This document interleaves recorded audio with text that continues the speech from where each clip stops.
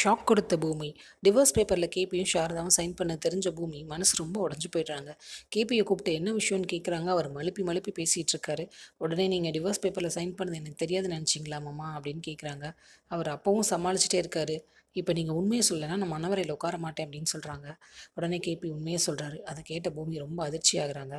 இந்த கல்யாணத்தில் உங்கள் அப்பாவுக்கு தான் கொஞ்சம் கூட இஷ்டமே இல்லை.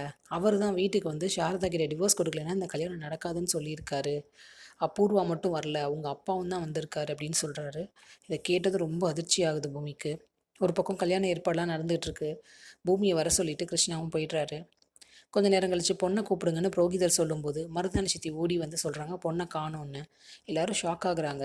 அபூர்வா ஏற்பாடு பண்ணி வச்சிருந்த ஆளுங்கெல்லாம் பொண்ணு இப்படி கல்யாண மண்டபத்துலேருந்து போகிறதெல்லாம் நல்லாவா இருக்குது? அதுவும் சரத்சந்திராவோட வீட்டு கல்யாணம் இது. இந்த கல்யாணத்தில் இஷ்டம் இல்லையோ என்னமோ அந்த பொண்ணுக்கு. இனி கல்யாணம் எப்படி நடக்கும்? எல்லாரும் எந்திரிச்சு போங்க அப்படின்னு சொல்கிறாங்க. அவங்க எல்லாரும் இப்படி பேச பேச கூட்டமெல்லாம் எந்திரிக்குது.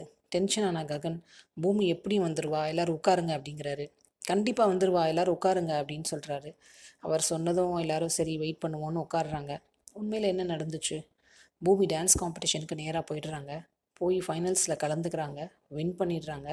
அவங்க அப்பா ஆசைப்பட்ட மாதிரி சாம்பியன் ஆகிட்டு வர்றாங்க. பூமி வந்ததும் ககன் சொல்கிறாரு, நான் தான் சொன்னேன்ல என் பூமி வந்துடுவான்னு அப்படின்னு சொல்கிறாரு.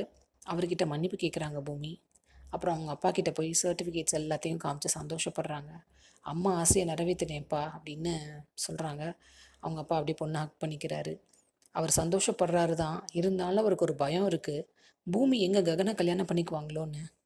அப்போ பூமி ககன் கிட்ட சொல்கிறாங்க, உங்ககிட்ட கொஞ்சம் தனியாக பேசணும் வாங்க அப்படின்னு. என்னன்ட்டு அப்படியே முழிக்கிறாரு. முழிச்சிட்டு ரூமுக்கு போகிறாரு. ரூமில் போய் ககனை ஷாக் பண்ணுறாங்க பூமி. கல்யாணத்துக்கு அப்புறம் நான் எங்கள் அப்பா வீட்டிலே இருக்கிறேன் அப்படின்னு சொல்கிறாங்க பூமி. என்ன பூமி இது புதுசாக சொல்கிற? கல்யாணம் பண்ணால் நீ வந்து எங்கள் வீட்டுக்குள்ளே வரணும் அப்படிங்கிறாரு. இல்லை நம்ம எல்லாருமே அங்கே இருக்கலாம்ல, சாரதா அத்தை, பூர்ணி எல்லாருமே அப்படிங்கிறாங்க.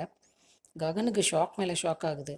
அந்த கிருஷ்ணபிரசாத் இருக்கிற வீட்லேயே என்னையும் அம்மாவையும் இருக்க சொல்கிற அப்படின்னு கேட்குறாரு ககன். இருந்தா என்ன அப்படின்னு சொல்கிறாங்க பூமி. அவர் சொல்கிறார், இப்படி ஒரு கண்டிஷன் நீ போடுவேன்னு நான் எதிர்பார்க்கவே இல்லை. கல்யாணத்துக்கு முன்னாடியே நீ ஏன் சொல்ல பூமி அப்படிங்கிறாரு. இன்னும் கல்யாணம் ஆகலைல்ல, நம்ம கல்யாணம் ஆனதுக்கப்புறம் நான் இதை மாதிரி சொன்னேன்னா உங்களுக்கு ஒரு மாதிரி இருக்கும்ல, அதனால தான் முன்னாடியே சொல்கிறேன் அப்படின்னு சொல்கிறாங்க. ககன் அடுத்து என்ன முடிவு எடுக்க போகிறாரு? வெயிட் பண்ணி பார்ப்போம். சீரியல் அப்டேட்ஸ்க்கு எங்கள் சேனலை சப்ஸ்கிரைப் பண்ணுங்கள். மீண்டும் அடுத்த அப்டேட்டில் சந்திப்போம்.